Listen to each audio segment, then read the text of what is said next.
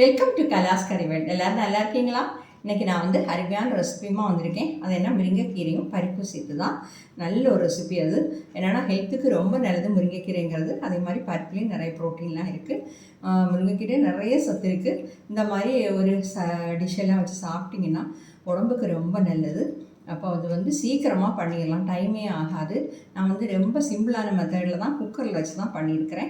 இது நிறைய மெத்தடில் பண்ணலாம். ஆனால் இந்த மாதிரி குக்கரில் வச்சு பண்ணும்போது நமக்கு வேலை ஈஸியாக இருக்கும், டேஸ்ட்டும் நல்லா இருக்கும். இது உங்களுக்கு சப்பாத்தி கூட தோசை கூடலாம் சாப்பிட்றது கூட ரொம்ப நல்ல அருமையாக இருக்கும். ஓகே, அப்போ அதை எப்படி பண்ணுறதுங்கிறது பார்க்கலாம் வாங்க.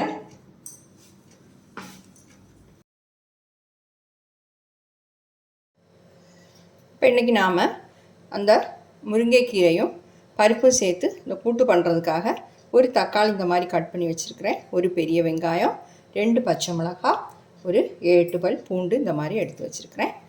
குக்கரில் தான் நாம் இன்றைக்கி பண்ண போகிறோம். குக்கரில் ஒரு அரை கப்பு பருப்பு நான் எடுத்துருக்கிறேன். துவரம் பருப்பு, சாம்பார்லாம் வைப்போமே அந்த மாதிரி பருப்பை நல்லா வாஷ் பண்ணி சேர்த்துருக்குறேன். இது ஒரு அரை கப் இருக்குது. இது கூட நாம் இப்போ முருங்கைக்கீரை சேர்க்க போகிறோம். முருங்கைக்கீரை இப்படி கையில் எடுக்கும்போது 2 பிடி இருக்கும், 2 கைப்பிடி இருக்குது. அதை நீட்டாக வாஷ் பண்ணிவிட்டு எடுத்து வச்சுருக்கிறேன். அதையும் சேர்க்குறேன்.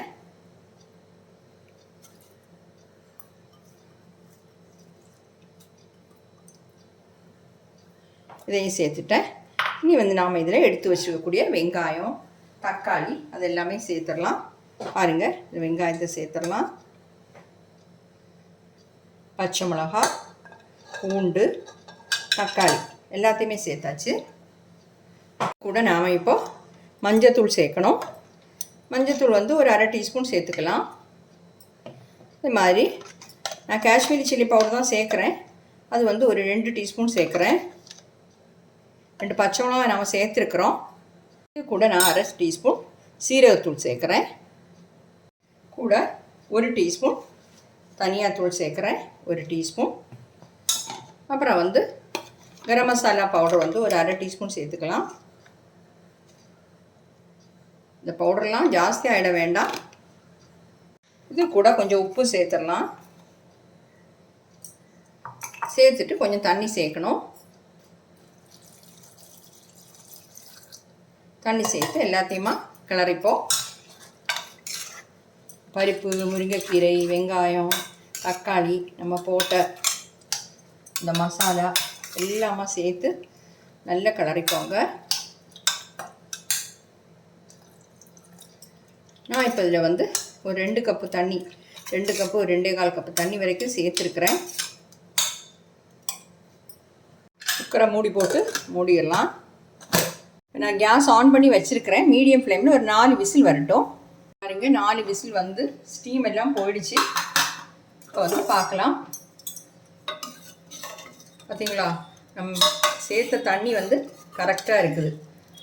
நம்ம சோத்தில் எல்லாம் போட்டு சாப்பிடும்போது இவ்வளோ கிரேவி நம்மளுக்கு வேணும். இதில் தண்ணி சேர்க்க வேண்டிய தேவையில்லை.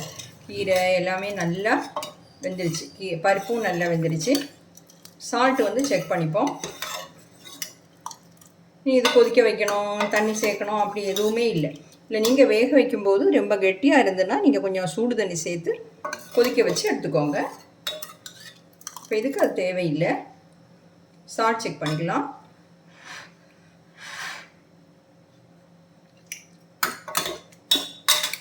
சால்ட்டு கம்மியாக தான் இருக்குது.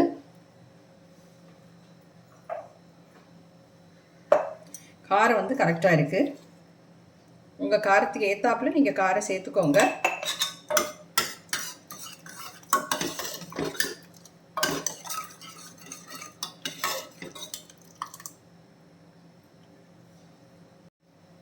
பாருங்கள், நான் போட்ட உப்பு கரெக்டாக இருக்குது. காரம் கரெக்டான காரமாக இருக்குது. இந்த குழம்புக்கு நிறைய காரம் எல்லாம் தேவையில்லை. நம்ம காஷ்மீரி சில்லி பவுடரும் அந்த பச்சை மிளகாவும் சேர்த்துருக்குறோம். கரெக்டான காரம் தான். இதுக்கு தாளித்து கொட்டிடலாம். அதுக்காக கேஸ் ஆன் பண்ணி தாளிப்பு கரண்டி வச்சு அதில் ஒரு 2 டேபிள் ஸ்பூன் எண்ணெய் சேர்த்துருக்குறேன். இதில் நாம் இப்போ கொஞ்சம் சீரகம் சேர்த்துடலாம். எண்ணெய் சூடாயிடுச்சு. 1 டீஸ்பூன் சீரகம். ஃப்ளேம் ஆஃப் பண்ணி இல்லை, ஸ்லோ பண்ணி வச்சுக்கோங்க. ஃப்ளேம் லோ பண்ணி வச்சுக்கோங்க, ஏன்னா தீஞ்சு போயிடும் சீரகம். பாருங்கள், இதில் வந்து ஒரு 5-6 பல் பூண்டு வந்து இடித்து வச்சுருக்கிறேன், அதை சேர்க்குறேன். ஒரு 6-7 சின்ன வெங்காயம் அதையும் சேர்க்குறேன்.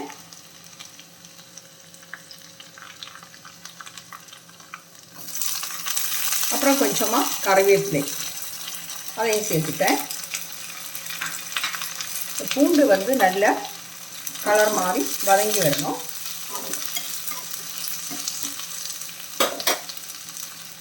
பாருங்கள், நம்ம பூண்டோட நிறம் எல்லாம் மாறி வெங்காயம் எல்லாம் நல்லா வதங்கிடுச்சு. ஃப்ளேம் ஆஃப் பண்ணுறேன். ஃப்ளேம் ஆஃப் பண்ணிவிட்டு நாம் வந்து இதில் 1 டீஸ்பூன் காஷ்மீரி சில்லி பவுடர் சேர்க்குறேன். சேர்த்து மிக்ஸ் பண்ணி நம்ம அந்த குழம்புல சேர்த்துற வேண்டியது தான். ஓகேங்களா? இந்த சில்லி பவுடர் சேர்த்து நம்ம இந்த தாளிப்பு சேர்க்கும்போது தனி ஒரு டேஸ்ட்டும் வாசமும் எல்லாமே நல்லா இருக்கும். அதுக்காகத்தான் இந்த எண்ணெயிலேயே இந்த சில்லி பவுடரோட பச்சை வாசம் போயிடும். உங்களுக்கு வேணால் நான் 2 டேபிள் ஸ்பூன் எண்ணெய் சேர்த்தேன் தாளிக்கிறதுக்கு. உங்களுக்கு 3 டேபிள் ஸ்பூன் வரைக்கும் சேர்த்துக்கலாம்.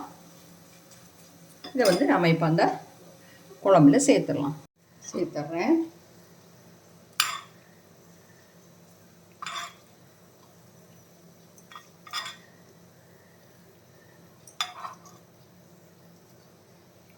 பாருங்க, நம்ம அருமையான இந்த முருங்கைக்கீரையும் பருப்பு சேர்த்து இந்த குழம்பு வந்து சூப்பராக ரெடியாகி கிடச்சிருக்கு. கரெக்டாக நீங்கள் ட்ரை பண்ணி பாருங்கள், ரொம்ப அருமையாக இருக்கும். அப்போ என்னுடைய இந்த வீடியோ எல்லாருக்கும் பிடிச்சிருக்கும்னு நினைக்கிறேன். பிடிச்சிருந்தா தயவு பண்ணி என்னுடைய சேனல் இது வரைக்கும் நீங்கள் சப்ஸ்கிரைப் பண்ணலைன்னா சப்ஸ்கிரைப் பண்ணிக்கோங்க. லைக் பண்ணோம், ஷேர் பண்ணோம், கமெண்ட் பண்ணோம் மறந்துடாதீங்க. அடுத்தது நல்ல ரெசிபியுமா மீண்டும் சந்திக்கலாம். Okay, thank you.